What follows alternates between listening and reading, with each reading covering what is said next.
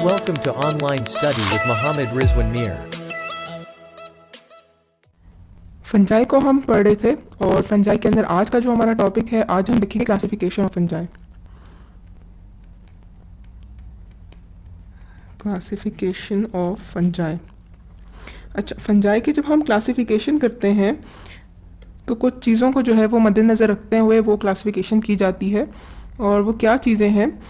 वो चीज़ें बेसिकली हैं, एक तो हम कहते हैं टाइप ऑफ रिप्रोडक्टिव स्ट्रक्चर्स, इसको हम साथ साथ लिखते भी जाते हैं। क्लासिफिकेशन फंजाई हमने कहा है ये बेस कर रही है कुछ पॉइंट्स के ऊपर, कुछ चीज़ों के ऊपर। It is based on type of reproductive structures. इसके अलावा method of reproduction, method of reproduction and type of hyphae. इन चीज़ों को देखते हुए हम फंजाई की क्लासिफिकेशन करते हैं। और जब क्लासिफिकेशन की जाती है तो 4 मेजर ग्रुप्स के अंदर फंजाई की क्लासिफिकेशन की जाती है, यानी कि मेन या मेजर जो फाइलम है फंजाई के वो 4 हैं। और वो कौन कौन से फाइलम हैं उनको भी हम देख लेते हैं। हमने कहा कि 4 मेजर ग्रुप्स हैं फंजाई के, और वो कौन कौन से ग्रुप हैं, वन बाय वन हम उन ग्रुप्स को देखते जाते हैं। एक हमारे पास है ज़ाइगोमाइकोटा, एक है हमारे पास एस्कोमाइकोटा, एक है बेसिडियोमाइकोटा,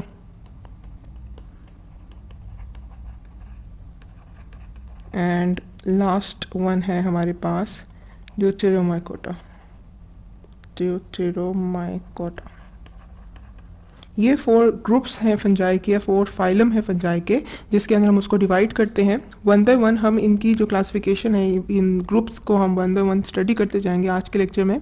सबसे पहले हम देख लेते हैं ज़ाइगोमाइकोटा को। अच्छा, ये जो फाइलम ज़ाइगोमाइकोटा है, इसके अंदर जितने भी ऑर्गेनिजम्स आते हैं उनको हम कहते हैं ज़ाइगोमाइसीड्स। ज़ाइगोमाइसीड्स, या फिर हम इनको कॉन्जुगेटिंग फंजाई भी कहते हैं। Conjugating fungi. और इनकी जो फ्रूटिंग बॉडीज होती है उनको हम कहते हैं ज़ाइगोकार्प्स। फ्रूटिंग बॉडी कहलाती है ज़ाइगोकार्प्स। ठीक है। अच्छा, अब इनके कैरेक्टरिस्टिक्स देख लेते हैं कि ज़ाइगोमाइकोटा जो है इसके क्या कैरेक्टरिस्टिक्स हैं और ये दूसरे बाकी फाइलम से किस तरह से डिफरेंट है। इसके अंदर अगर हम रिप्रोडक्शन की बात करें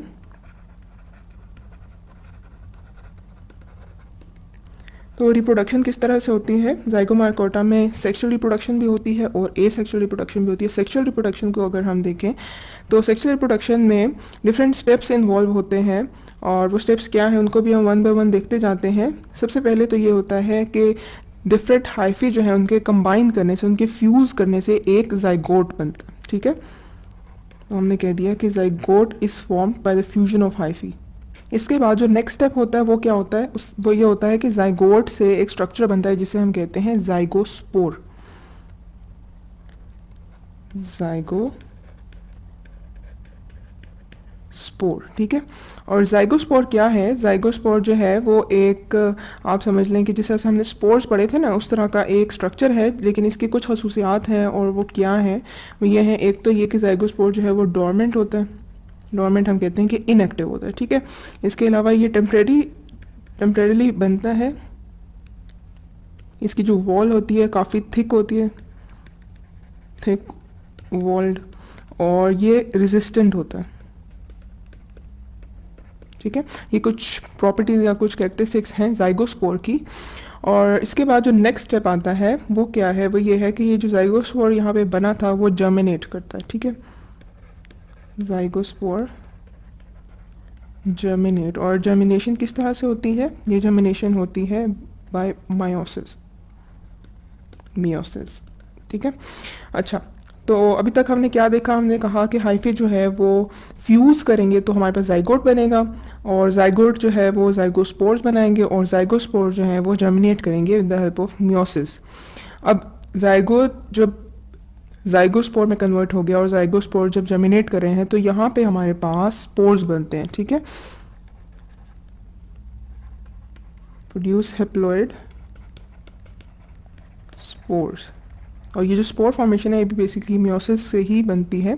अब ये जो स्पोर्स हैं ये डिफरेंट तरह के स्पोर्स हो सकते हैं, और स्पोर्स को हमने जब पढ़ा था कि स्पोर जो है वो क्या होते हैं, डिस्पर्स हो जाते हैं, और डिस्पर्स होने के बाद किसी नई जगह पे जाके ग्रो करने लगते हैं। ठीक है, तो यहाँ पे भी इसी तरह होगा कि यहाँ पे ये जो स्पोर्स बने हैं ये स्पोर्स फिर जर्मिनेट करेंगे, और जर्मिनेट करके ये एक न्यू ऑर्गेनिज्म या न्यू माइसीलियम जो है वो बना लेंगे।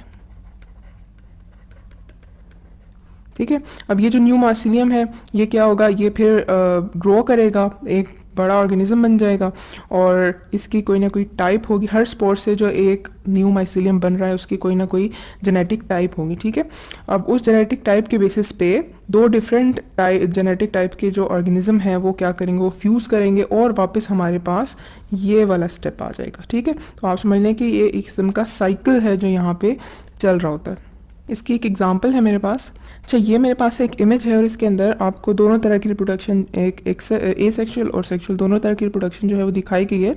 इसको अगर हम स्टेप वाइज देखें तो ये तमाम वही स्टेप्स बनते हैं जो ऑलरेडी हम पढ़ भी चुके हैं। यहाँ पे अगर हम इमेज से इसको देखें, हमने कहा था कि दो डिफरेंट जेनेटिक टाइप्स या मेटिंग टाइप के जो ऑर्गेनिज्म हैं वो फ्यूज़ करते हैं। ठीक है, तो आपको दिखाया जा रहा है यहाँ पे जो डिफरेंट दो टाइप्स हैं उनको प्लस और माइनस से शो किया गया है। ठीक है, तो ये एक मेटिंग टाइप का ऑर्गेनिज्म है, ये दूसरे का। दोनों जो हाइफे हैं वो एक दूसरे के साथ फ्यूज़ करेंगे। यहाँ पे आप देख सकते हैं कि वो फ्यूज़ हो चुके हैं।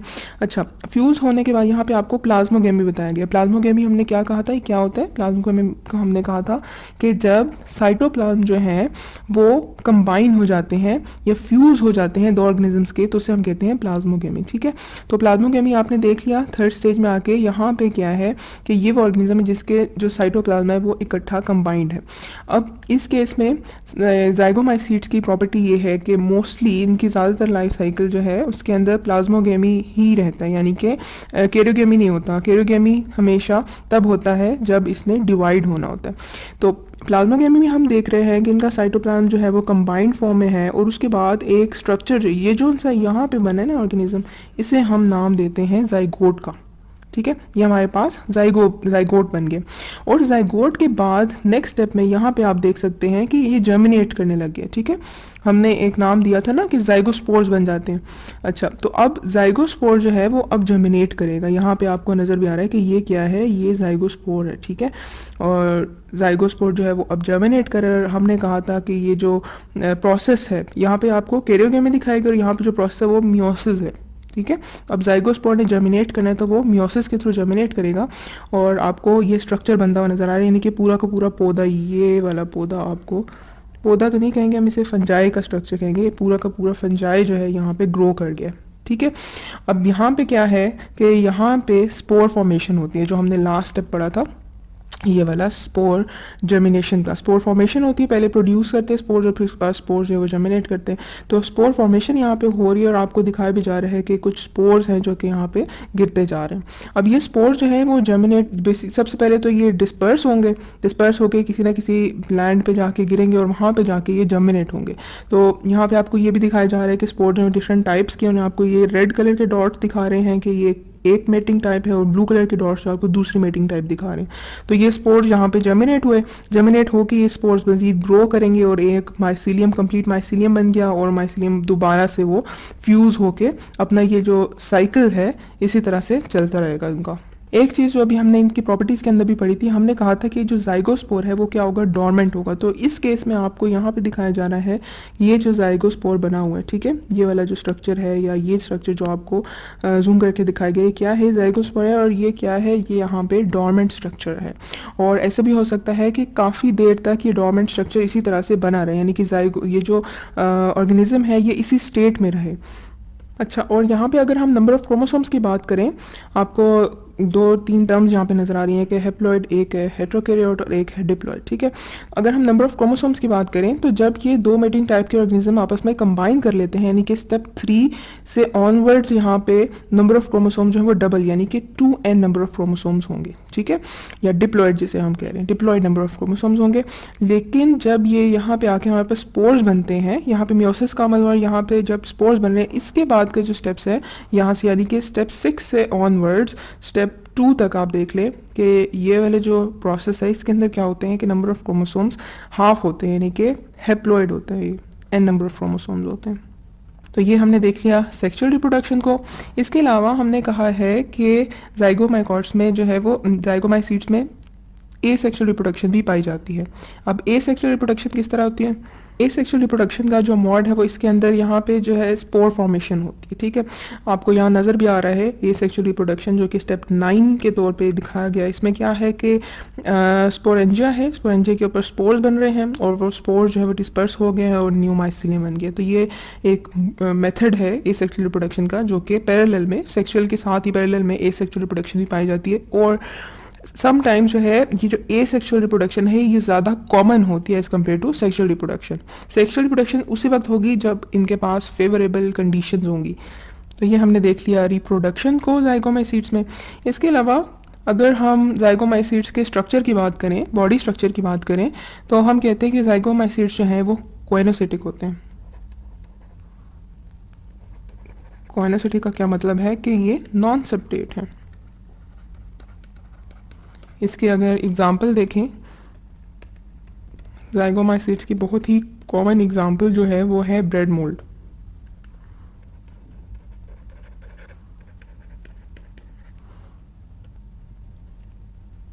इन इमेजेस में अगर आप देखें ब्रेड मोल्ड जो है इसको हम राइजोपस कहते हैं, राइजोपस इसका नाम है, राइजोपस। और ये कॉमन ब्रेड मोल्ड होती है, ब्रेड के ऊपर अक्सर पाई जाती है। यहाँ पे अगर आप इसको देखें ब्रेड का पीस दिखाया गया और इसके अंदर आपको दिखाया गया कि किस तरह से ब्रेड मोल्ड जो है वो ग्रो हुई भी है, उसने अपने आप को एंकर किया हुआ है, ठीक है। जो एंकर करने के लिए या फिर इस ब्रेड के अंदर जाने के लिए जो स्ट्रक्चर यूज़ होते हैं इनको हम कहते हैं राइजोइड्स, राइजोइड्स, ठीक है। तो राइजोइड्स की मदद से ये फंजाई जो है वो उसके अंदर तक गए हुए हैं और अंदर एक एक्सटेंसिव नेटवर्क एक किस्म का आपको लग रहा है कि जैसे रूट्स बनी हुई है इसकी, है ना, रूट्स के टाइप का स्ट्रक्चर है। और इसके अंदर ऊपर आपको जो है वो ब्रेड मोल्ड या राइजोपस जो है वो ग्रो करता हुआ नजर आ रहा है। और ये क्या है, बेसिकली स्पोरेंजिया, जिसके अंदर से स्पोर्स जो है वो गिरते जा रहे हैं। और इसी तरह से आप देख सकते हैं कि स्पोर्स हैं क्योंकि बहुत ज़्यादा क्वान्टिटी में होते हैं तो इस वजह से ये इसके ऊपर जाके गिरेंगे और बहुत जल्दी। अगर आप ब्रेड को देखें कि अगर सुबह के वक्त आपने देखा है कि एक छोटा सा एरिया उसका जो है वो इन्फेक्ट हुआ है तो दिन तक या शाम तक जो है वो उसका अच्छा खासा एरिया या वो पूरी की पूरी ब्रेड जो है वो फंजाई से फुल हो सकती है। यहाँ पे आपको एक ब्रेड का पूरा लोफ नज़र आ रहा है, एक पूरा पीस नज़र आ रहा है जिसके अंदर पूरे ब्रेड के ऊपर जो है वो फंजाई किस तरह से फैले हुए हैं। तो ये हमने देख लिया, ये क्या है, ये राइजोपस है। इसी तरह एक और एग्जांपल राइजोपस की, वो राइजोपस ना सिर्फ ब्रेड के ऊपर बल्कि कुछ और फ्रूट्स वगैरह जो है, जिस तरह से हमारे पास पीच है या यहाँ पे आपको स्ट्रॉबेरीज दिखाई गई हैं, ठीक है। तो स्ट्रॉबेरीज के ऊपर भी ये क्या है, राइजोपस जो है वो ग्रो कर रहा है। तो ये हमने देख लिया जाइगोमाइकोटा, जो हमारे पास फर्स्ट ग्रुप था या फर्स्ट फाइलम था फंजाई का। इसके बाद हम आ जाते हैं नेक्स्ट फाइलम के ऊपर जो कि है एस्कोमाइकोटा।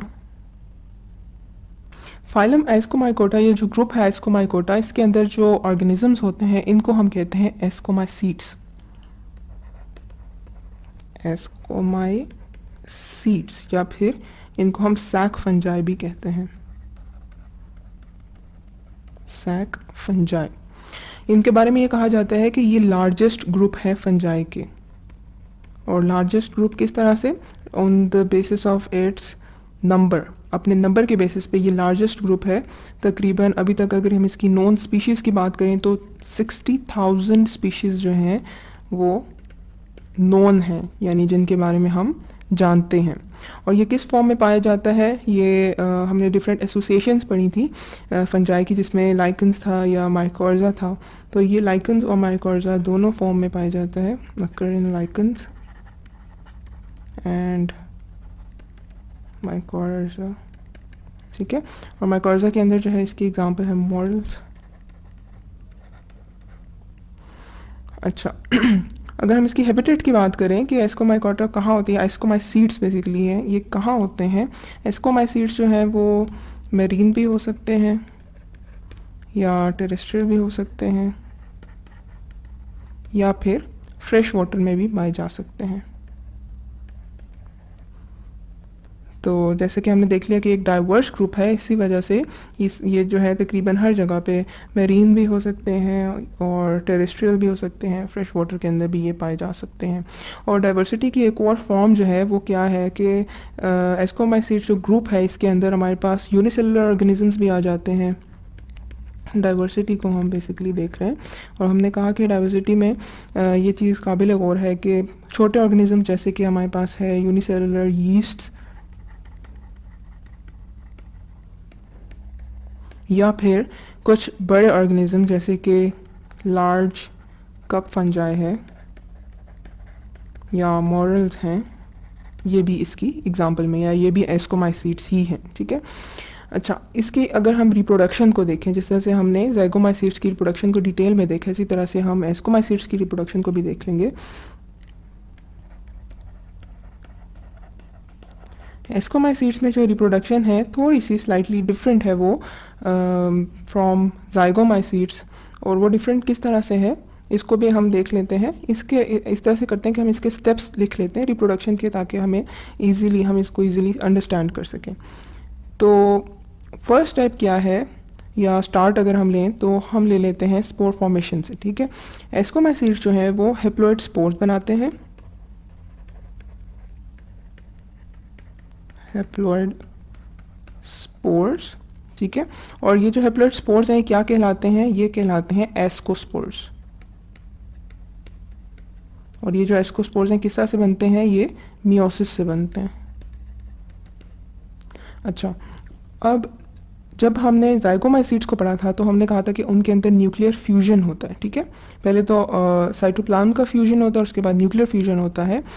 जब हम एस्कोमाइसीट्स को देख रहे हैं, एस्कोमाइसीट्स में थोड़ा सा डिफरेंट है, और डिफरेंट इस तरह से है कि इसके अंदर जो न्यूक्लियर फ्यूजन है वो एस्कस के अंदर होता है। एस्कस क्या है, ये जो हमने पढ़ा ना एस्कोस्पोर्स, ये किस चीज़ के अंदर बनते हैं, ये बनते हैं इन एस्काई। एस्काई जो है वो एक स्ट्रक्चर है जिसके अंदर एस्कोस्पोर्स बनते हैं, और न्यूक्लियर फ्यूजन जो हम कह रहे हैं ये भी एस्कस के अंदर ही होता है। ठीक है, तो न्यूक्लियर फ्यूजन कहाँ हो रही है, it is happening inside ASCII, या एस्कस, सिंगुलर होगा तो एस्कस कहेंगे हम। ठीक है, और यानी हर एस्कस के अंदर एस्कोस्पोर्स बन रहे होंगे, और एस्कोस्पोर्स जो है इनकी क्वांटिटी नियरली फिक्स्ड ही होती है। कॉमनली ऐसे होता है कि 8 एस्कोस्पोर्स बन रहे होते हैं इनसाइड ईच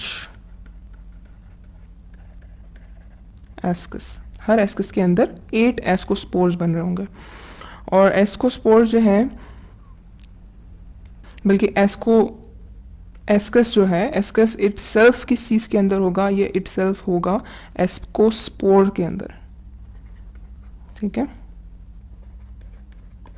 मोस्टली हम इसे कह देते हैं कि एस्कस जो है इज प्रेजेंट इनसाइड एस्कोकार्प्स। इनके जो फ्रूटिंग बॉडी है वो कहलाता है एस्कोकार्प्स। तो एस्कस जो है वो एस्कोकार्प्स के अंदर होगा। इसका मतलब है कि तमाम ये जो पूरा स्टेप है जिसे हमने कहा कि एस्कस है या एस्काइस के अंदर एस्कोस्पोर्स बन रही है, सब कुछ कहाँ हो रहा है, ये एस्कोकार्प्स के अंदर हो रहा है। ठीक है, तो ये हमने देख लिया, ये क्या है, ये सेक्सुअल रिप्रोडक्शन है जो इस तरह से हो रही है। इसके बाद इसके अंदर भी एसेक्सुअल रिप्रोडक्शन पाई जाती है, बट वो थोड़ी सी डिफरेंट है। जैसे हमने ज़ाइगोमाइकोटा पढ़ा है, ज़ाइगोमाइसीट्स के अंदर हमने कहा है कि एसेक्सुअल रिप्रोडक्शन जो है वो स्पोर फॉर्मेशन की फॉर्म में होती है। लेकिन जब हम एस्कोमाइकोटा को देख रहे हैं, एस्कोमाइकोटस के अंदर क्या होता है कि एसेक्सुअल रिप्रोडक्शन जो है वो डिफरेंट है। और वो डिफरेंट किस तरह से है, एसेक्सुअल डिफरेंट इस तरह से है कि इसके अंदर हमारे पास कोनिडिया बनते हैं। जब हमने रिप्रोडक्शन को पढ़ा था फंजाई की, तो हमने कहा था कि कोनिडिया जो है वो एक स्ट्रक्चर है जो कि स्पोर से मिलता जुलता है, लेकिन ये थिक वॉल्ड होता है और रेजिस्टेंट होता है और ज़्यादा अरसे तक सर्वाइव कर सकता है। ठीक है, तो कोनिडिया जो है, कोनिडियोस्पोर्स के अंदर कोनिडिया बनता है। ये एसेक्सुअल रिप्रोडक्शन का एक टाइप है, और ये कोनिडिया जब बन जाते हैं तो ये फिर डिस्पर्स हो जाते हैं with the help of wind. यानी इनका डिस्पर्सल जो है वो कैसे होता है, बाय विंड, हवा से हो जाता है। अच्छा, तो ये हमने देख लिया रिप्रोडक्शन को। अगर जनरल बॉडी को देखें हम एस्कोमाइकोटा की, तो ये कहलाते हैं सेप्टेट, ठीक है। इनकी जो हाइफी है वो सेप्टेट हाइफी कहलाता है।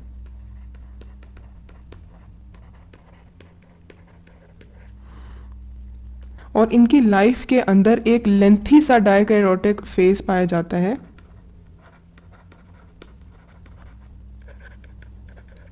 और डायकैरोटिक फेज कौन सा फेज था, ये हमने जब रिप्रोडक्शन को पढ़ा था तो हमने देखा था कि जब हमारे पास साइटोप्लाज्म फ्यूज होते हैं, यानी कि प्लाज्मोगेमी का स्टेप होता है,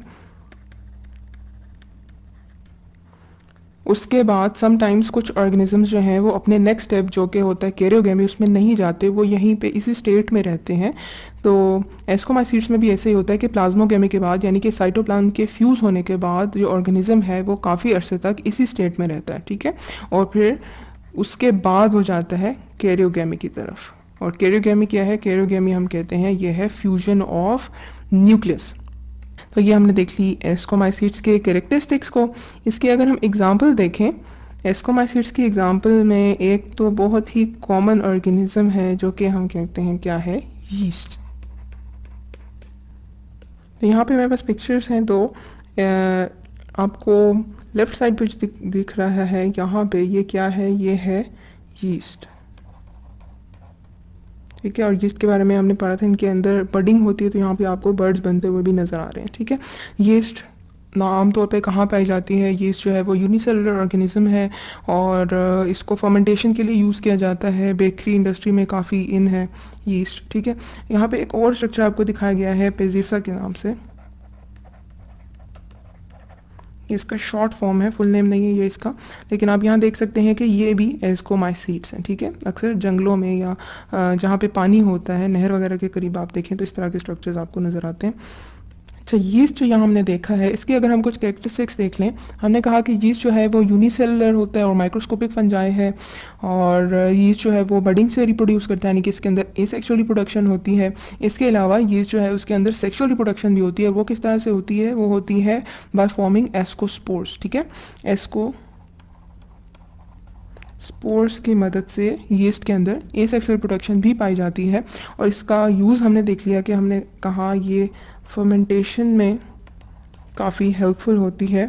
और वो फर्मेंटेशन किस तरह से की जाती है, फर्मेंटेशन में होता ये है बेसिकली कि हम कार्बोहाइड्रेट्स को